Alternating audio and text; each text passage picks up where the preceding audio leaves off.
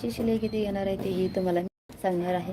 तर बघा, याला आपण काय केलेलं आहे, पंचकोनी टाईप म्हणजे पानगळा म्हटलं तरी चालेल, पंचकोनी गळा आहे हा. आता याला खूप चुरगळा झाला आहे, मला प्रेस करावं लागेल याला, कारण काही ना मी तसेच पिशवीमध्ये भरले होते भूक लागले घाईघाईमध्ये, त्यांना पण आजची ड्युटी असते. तर बघा, असा गळा शिवलेला आहे आपण त्याला, आणि हे लटकन लावलेले आहेत. आणि तुम्हाला तर हे दिसतेच, स्लीव्ज गोपी भाई स्लीव्ज केलेले आहेत आपण, हे बघू शकता तुम्ही किती छान आलेले आहेत प्रॉपर. आणि का नाही, त्यांनी सांगितलं होतं की मला हा गोट याचा पाहिजे, काटाचाच पाहिजे, नाही तर मी अस्तरचा पण लावत असते, अस्तरचा लावलं ना तर आणखीन छान दिसतो. तर हे पण छानच दिसतंय, असं काही वाटत नाही आहे, म्हणजे एकदम छान लुक तर आलेलंच आहे. तुम्हाला मी तसं वेअर करून दाखवते थोडंसं, म्हणजे तुम्हाला पण समजेल.